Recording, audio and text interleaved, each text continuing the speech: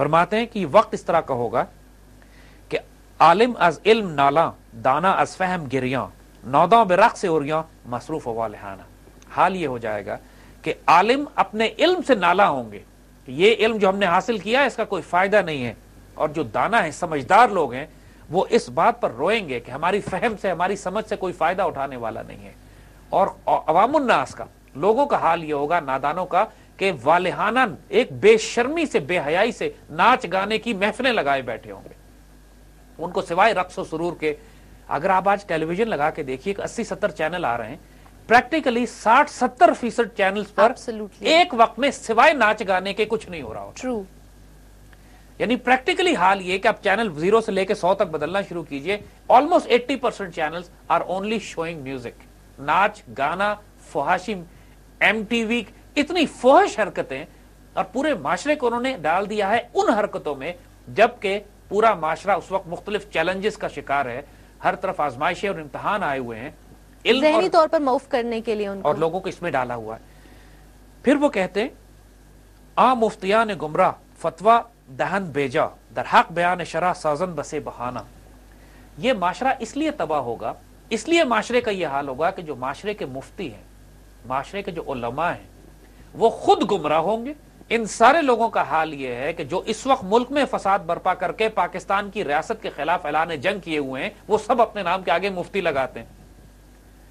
اور ایسے گمراہ بدبخت، they're using basically the religion as a اب tool. یہ بات بتائی گئی تھی کہ وقت جو امت کے زوال کے جو ہوں گے، اس کی نشانیاں یہ ہوں گی کہ علماء وہ لوگ بن جائیں گے کہ جو دہشت گرد، بدترین فاسق فاجر گمراہ ہوں گے، جو امت کی تباہی کے لیے فتوے استعمال کریں گے. بالکل ایگزیکٹلی آج کے دور کا ہے مطلب.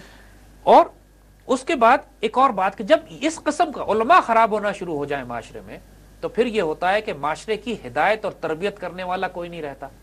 نتیجتاً بدکار اور ناپاک ترین لوگ معاشرے کے، جو کرپٹ ترین ہوتے ہیں، ناپاک ترین ہوتے ہیں، دہشت گرد ہوتے ہیں، بدکار ہوتے ہیں، وہ ملک پہ حکمران بن جاتے ہیں.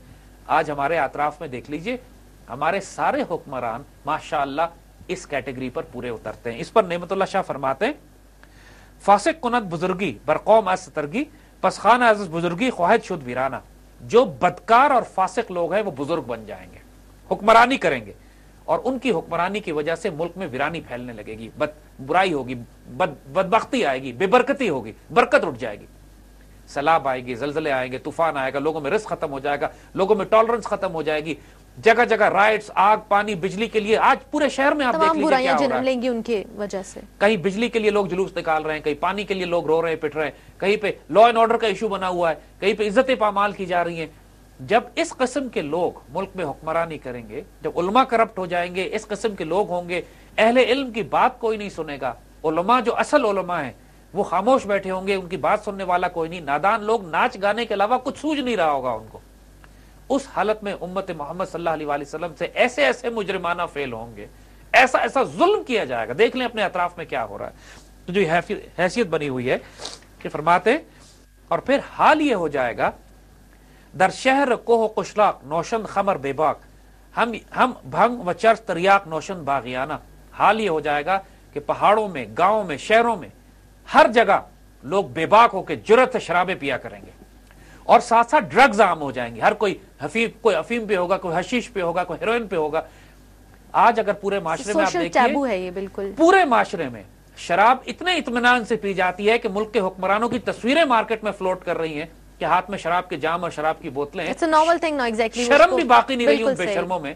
ایک وقت تھا کہ اگر یہ ظلم کرتے بھی تھے لوگ تو چھپ کے کرتے تھے. بالکل. اور اس وقت یونیورسٹیز اور کالجز میں ہماری حال یہ ہو گیا ہے کہ بچے بھی سگریٹ سے لے کے ڈرگز پر آئے ہوئے ہیں. یعنی پریکٹیکلی او لیول، اے لیول کے اسٹوڈنٹس کا حال یہ ہے. پاکستان میں اس وقت سب سے بڑی پاپولیشن جو ہمیں کرائسس ہو رہا ہے کہ ہمارا یوتھ، چاہے وہ غریب طبقے کا ہو، چاہے وہ ایجوکیٹڈ کلاس کا ہو، لوگ ڈرگز پہ یا ڈرنکنگ پہ یا اس قسم کی حشیش پہ یا ایسی چیزوں پہ جا رہے ہیں کہ جو نشے کی. سگریٹ تو بالکل ہی عام ہو چکی، اس پہ کوئی شرم کی بات بھی نہیں بچتی. اور پھر حال یہ ہوگا کہ دین اسلام کے احکامات شمع کی طرح خاموش ہو جائیں گے. یعنی جس طرح موم بتی بجھ جاتی ہے، دین کے احکامات اسی طرح خاموش ہو جائیں گے.